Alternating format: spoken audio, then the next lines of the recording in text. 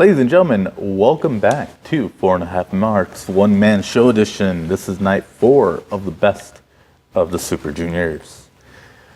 Man, it's been a wild ride. Are we halfway? I don't think we're halfway yet. So night 4, we had Wheeler Yuta versus Doki. Pretty good match. Doki, like I said, he got better. But Wheeler Yuta picks up his first win. Wheeler Yuta doing a great job on what he does. But yeah, it was a good match. Wheeler Yuta showed off that aggressive side, showed off different things that he can do. Next up is Lindaman versus Tyne. It was a good match. I was really excited to see both these guys starting off, and then once I saw them, I was really happy about them. My only complaint, again, if you know what you're looking for, you'll see when there's mistakes. And I think there's a little bit of a what's the right word? A little bit of a language barrier there, because there's some issues with catching and just overall movements. But no fault of their own. Lindeman's really young guy, so he has yet to. I don't think he's even traveled the world yet. Tyne has been, I guess, this is his third Best of Super Junior appearance. He was there in 2019, which I can't remember, and then he was there before that too. I don't remember what year they said, but yeah, Lindaman picks up his win. It was a really good match. He got cut open, but yeah, a solid match. Next was Bushy versus Robbie Eagles, and Robbie Eagles last year, when his Best of Super Juniors turned around after he beat Bushy. So that's kind of the story of the match. Is he's trying to get the win over Bushy so he can start collecting his wins further. But that did not happen. Bushy won. This is the 6th Best of the Super Juniors, I think what they said. So, and he has yet to win. But we'll see what happens. He, first win there. El Fantasma versus Master Wato. Good match. Really interesting. I'm assuming it's a shoot, but El Fantasma bumped heads with the referee, and they just I don't fully know. I think Fantasma went to look down while the ref was checking them, and they both just hit. Accidents happen and whatnot, but the ref was holding his head the entire time. But El Fantasma wins again, so now he has his 4 points. A lot of the people who hadn't had wins yet got their wins.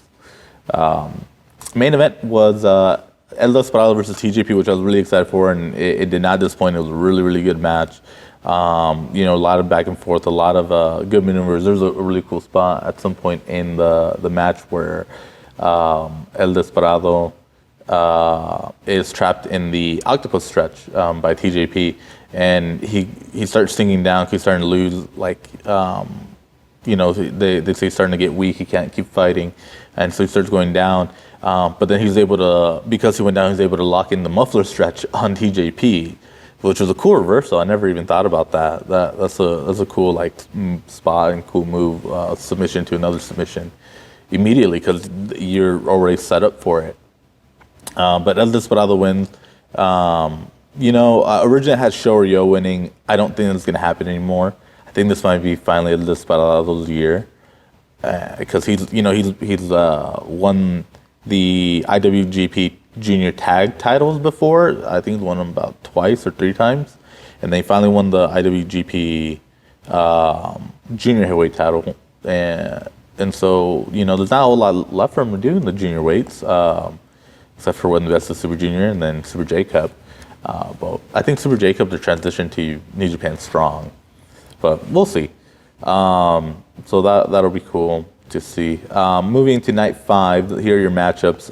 You have Clark Connors versus Sho. Neither of them have a win. Clark Connors has been really impressive, and then Sho has, I think this might be the matchup where Sho gets to use his wrench, because he carries a wrench with him.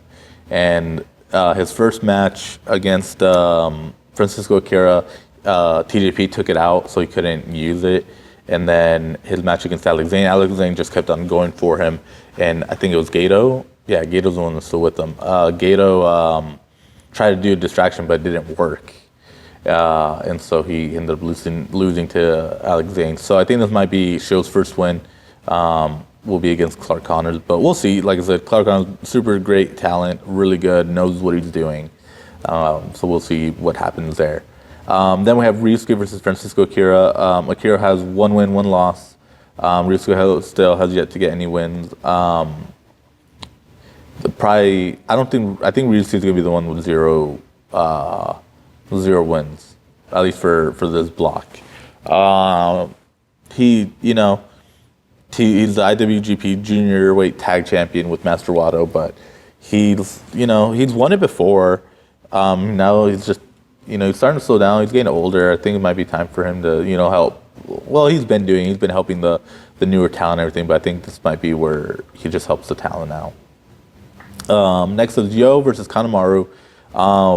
Yo lost his first match, won his second match against Clark Connors. So I think they're going to continue him picking up those wins. So it'll be a pretty good match overall. And then next, I'm surprised this match isn't the main event. This is a match I'm really hyped for. It's Hiromu Takahashi against Ace Austin. And they both have 4 points, aka 2 wins. That match is going to be really good. I'm excited to see, because Ace Austin is the best of the X division, and Hiromu's the best of the junior weight division. So we'll see how that goes. They're both really top of their game. This is kind of like a dream match I didn't know I wanted. So I'm very, very happy and very, very excited for it. And the main event is Alex Zane versus Taiji Ishimori. And I guess I can understand this is the main event because Taiji Ishimori is the champion. I think Taiji's going to pick up the win on this, but we'll see. Alex Zane's been really impressive. He's been getting all these wins, and he's been doing good on New Japan Strong. So we'll see. It could go either way, but I don't think they're gonna have their champion lose. But we'll see. Bit of extra news too.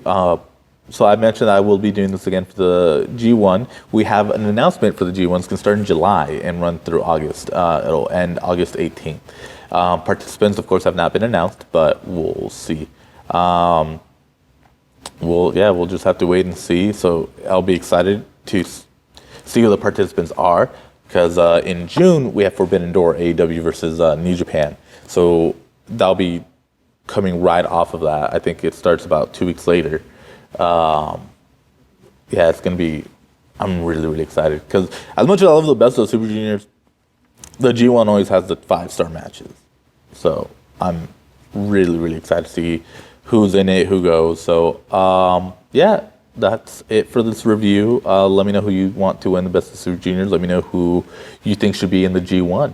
But thank you. If that check bounces, so do you.